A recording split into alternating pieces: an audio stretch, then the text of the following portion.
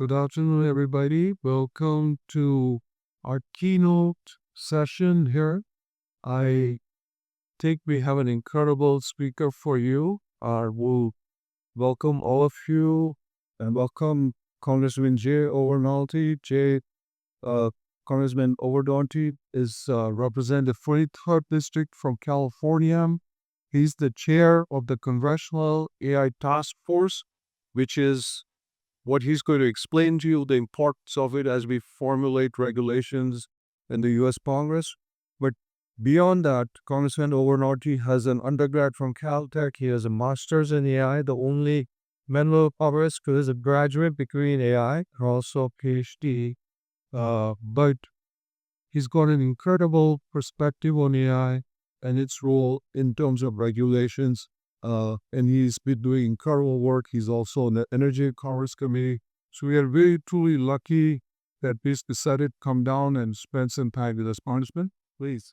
It is an honor to be here this afternoon. But out of curiosity, how many people in the room by show of hands have heard of the House Artificial Intelligence Task Force? Okay, actually, I'm very impressed. Okay, we need to make sure that number goes up. I put that about 50%. It's been an honor for me to chair the task force this year. Last year, we were a working group that I also chaired, and this year, we are a task force because we have a defined goal of, by the end of the year, issuing a report that details a proposal for a federal regulatory framework for artificial intelligence. So easy, right? Simple task, which will be done in no time at all. No, I'm kidding, because this is something that is incredibly complicated, but it's so critical that we get it right. So we have 24 task force members. They are comprised of a wide variety of different ideologies. I made it very clear with the speaker when we formed the task force that I wanted our task force to be broadly bipartisan, because in an era of divided government, I think we should all be able to agree that nothing substantive is going to get done in regulation without bipartisan support. And we certainly want whatever we do to be durable, because that's what's going to lead to the successful adoption of AIs. If we craft a federal regulatory framework that doesn't change every time the political winds shift one way or the other, to catalyze the kind of capital investment that we need is going to require durable regulation. And the only way to get there is with a bipartisan task force. So I asked the speaker to appoint not the usual practice of having more seats in the majority party. I said I want 12 seats from each party, and I want a broad range of different ideologies. So that's what we have working on the task force. And I have to tell you this, our task force members are incredibly impressive. We've had 13 different hearings. Right now, we're going to have our 14th hearing the first week of September. And what we've created, kind of unintentionally, is a deep pool of talented members of Congress who are engaged and educated on this issue, and I think it's going to serve us well in the future. Now, I think it's kind of a weird symmetry in life that I wound up chairing this task force, but a little known fact about me is that my ambition in life when I was in high school was to be a researcher in AI. That the only way to do that was to be an academic, and so I went to Caltech. I got a degree in the computer engineering. Programming was something I learned when I was very young. My father gave me an Apple II computer and a book on how to teach yourself how to program in BASIC.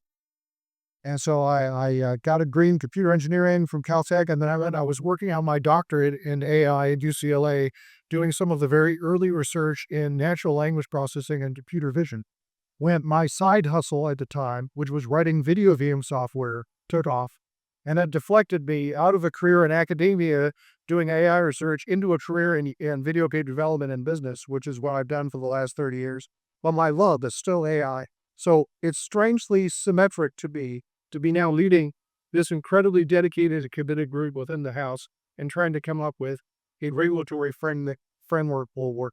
So I wanted to take a few minutes this afternoon and talk about some of the fundamental issues that I think are at play when we consider how to regulate AI. And the first, and I think the most important issue, is that we have to decide why we are regulating AI. If we just come into AI regulation for the purpose of regulating, I think we've embarked on a fool's errand. And this is particularly true with AI because there are seldom a topic of regulation that has been informed the way that AI has been by 50 years of pop culture and science fiction. The American public does not have a realistic view of what the real risks and hazards of AI are. If you ask the average American what the worst thing that could happen with AI is, you will get an answer out of the Terminator movie, where the army of evil robots rises up to take over the world with their red laser eyes, right? We know in this room that is not a realistic risk, but we also know that there are equally consequential risks that do exist. Things like a spread, potentially of disinformation, impersonation, cyber theft, and cyber criminals, non-essential intimate imagery, the use of AI to pierce through digital data privacy, autonomization of weapons, right? All of these are hugely consequential, malicious uses of AI that we need to devise regulatory framework to guard against. But there is a lot of fear out there amongst the public. And the public is saying, you in government, you represent us, and please keep us safe. So we have a decision to make, whether or not we regulate for the purpose of regulating, or whether or not we had a North Star that guides our purpose of regulating. And I think that the latter is the more healthy approach. And for us, I think it's pretty clear what that North Star needs to be. We regulate AI because AI has a series of potential catastrophic risks, and our job in government is to mitigate those risks. And if we can agree that that's the case, that makes the cast of regulating much sense, because you just make a list of those risks, and you iterate through and you devise federal regulatory frameworks to deal with those risks, and you decide what role government has to play in mitigating those risks. And I think that can form the basis of what we do in AI regulation. But we also have to talk about not just the why we're regulating, but the how. How are we going to seek to regulate?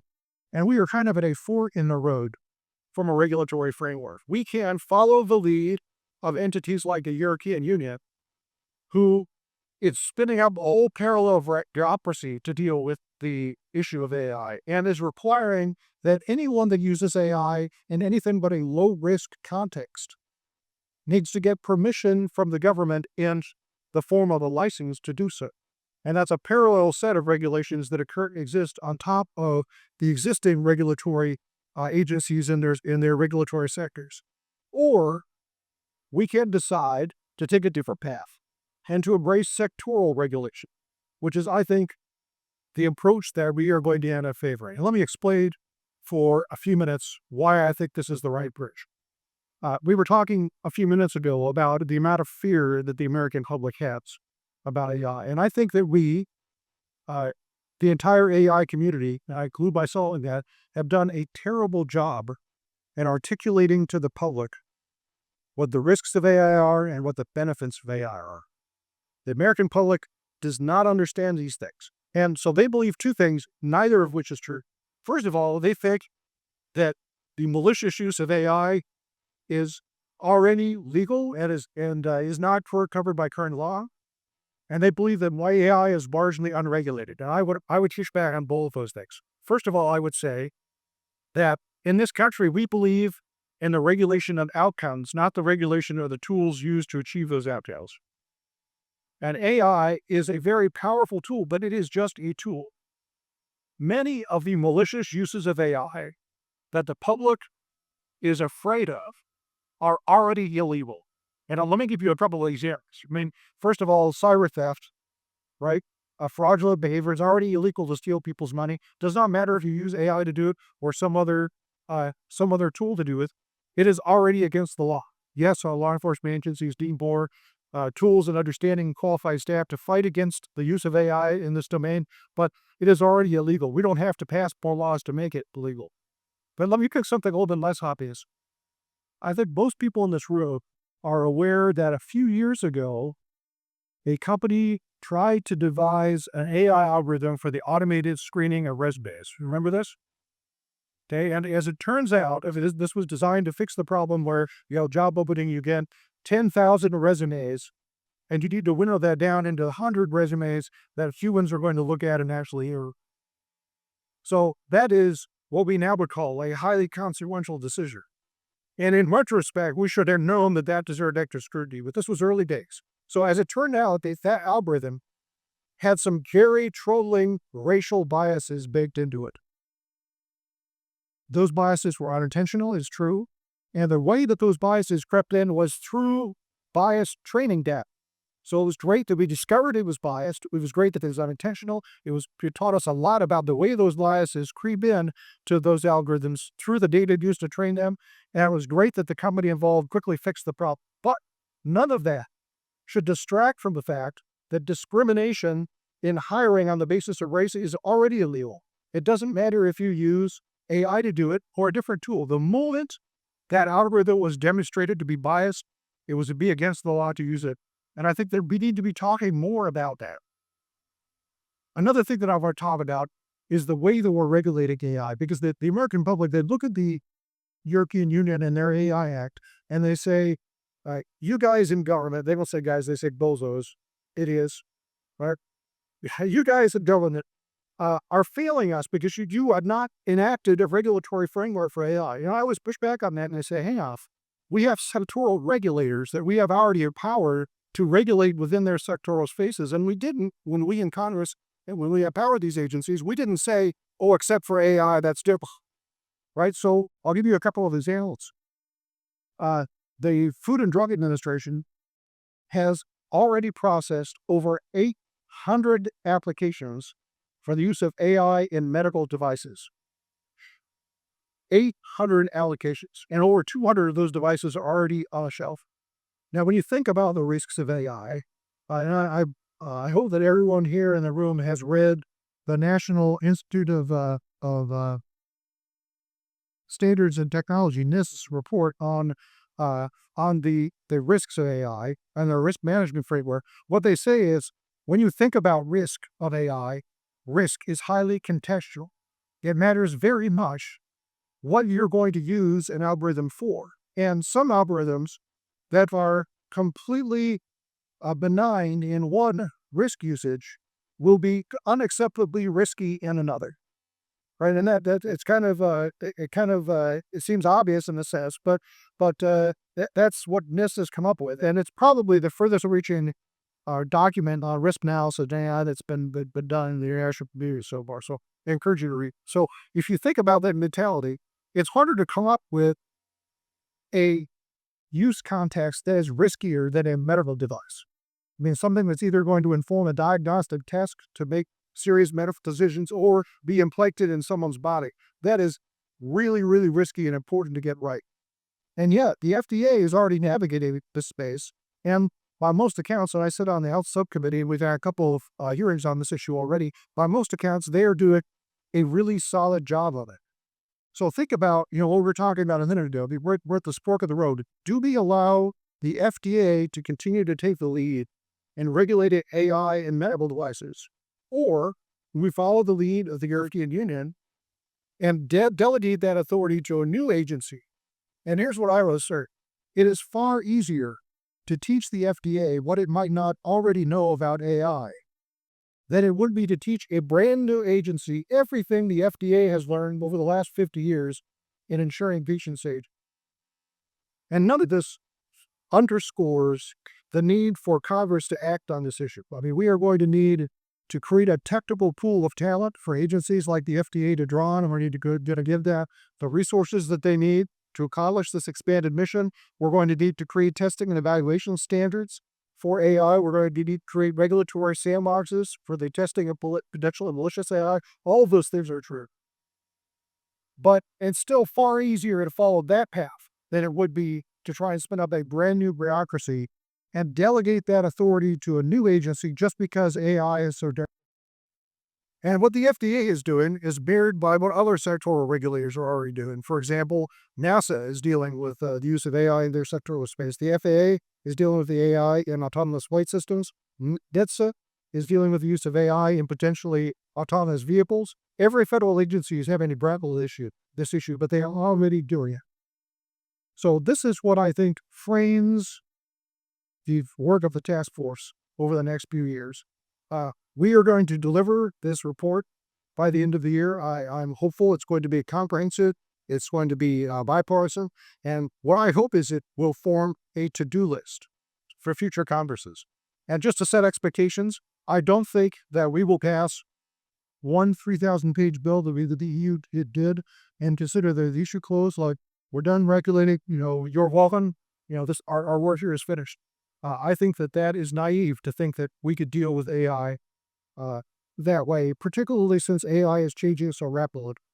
Rather, I think we're going to have to embrace the concept of incrementalism in AI legislation.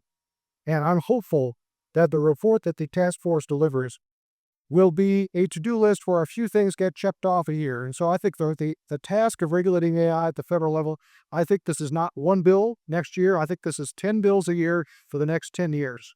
And I think that that's okay. I think that when AI is moving this quickly, it's healthy to be able to say there are some things that require your urgent attention, and those things need to be done in the next year or two. But there are other things that are still a little bit more blurry. The technology is evolving, and we're going to have to grapple with those issues as they become more in focus. And that's okay because we have the legislative ability to do that. So that is the task ahead of us in Congress, and it is an honor to be leading the task force with my colleagues in the House of Representatives. And I've looked a few minutes here and there for Q&A. If anyone has a question, I can answer. I'm a politician, so I'm not the one to pick because then one person likes me and everyone else seems to be. So I'll let our moderator bet. If you have a question, raise your hand nice and high. We've got about like 2 minutes for that. Hi, data gathering, data scraping is we're part of the AI as we use. Is there any movement on keeping data rights of my data? Is my song going to have rights in it? Sure. So two related questions there. I'll hit them both quickly. So one of the issues that you just raised is the issue of intellectual property and how it intersects with AI. This is something that is going to be a prominent part of our to-do list. And let me just predict and say one of the most difficult problems for future conferences to solve because the intersection of those rights is so complex.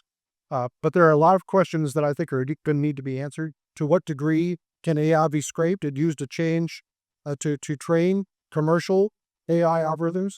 To what degree does the use of that data make the output of generative AI itself a derivative work?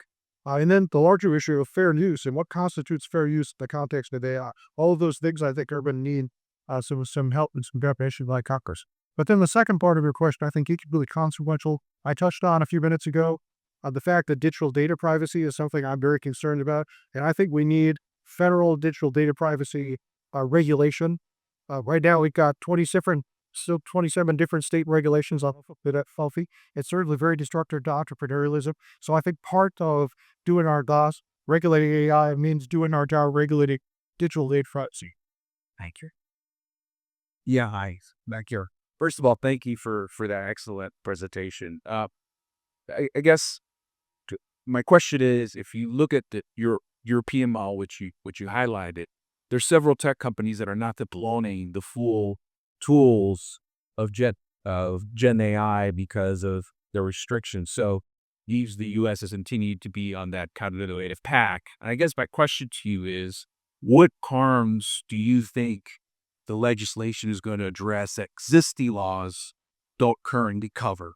So what are the harms that are not covered by existing laws? And related to that, is it the innovative model that is the envy of the world in this country, one that's based on the NIST model of kind of risk-based best practices approach, because they don't even understand all the use cases that are yet to evolve. So it just seems slightly risky imposing legislation on a kind of fast-moving train where we just don't know where this is going to end up. It seems like there's already laws to cover harms. I'm sure trying to figure out the harms that you think are not covered. I'm sure it's the most. So we're talking about an intellectual property protection, and we're trying to achieve this balance between protecting people's works and the results of their labor on the one hand, and also protecting the ability for AI to thrive and protecting free speech on the other. So, for example, I got into a heated discussion with the executives from Disney a few weeks ago when we were talking about,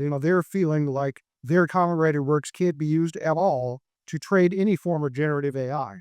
And I pointed out that some of some copyrighted works had powerful contextual meanings to our society. And the example I used was, what if one of my opponents wanted to use generative AI to create an image of me standing next to Darth Vader, and Darth Vader has his aura. So that has nothing to do with Darth Vader as a character in a movie. It has everything to do with Darth Vader as a potent symbol of evil. And that is for speech, right? We believe in that as a society. So how do we balance, those two values? And that is what we have to get right with AI. And I know I'm being asked to wrap up once, so I'm over right here. Let me just end on a note of optimism here. Because I think, as I said earlier, we've done a terrible job at articulating the benefits of AI. And think about this. In the last 200 years of our country, every single major expansion of our economy has been heralded by an increase in the productivity of our American workers. And yet, the last 6 years, that productivity has been gradually decreasing. I believe that if we get our job of regulating life, AI will be the next big impetus that leads to not just an increase in worker productivity, but an increase in the size of our economy and a rising wave of prosperity that literally lifts all the boats in America. So that's why we need to do our job in regulating it appropriately. So I want to thank you very much for the opportunity. Thank you, Congressman. Really appreciate your leadership at the task force, and thank you for coming. And thank you all three for listening to him. Thank you so much.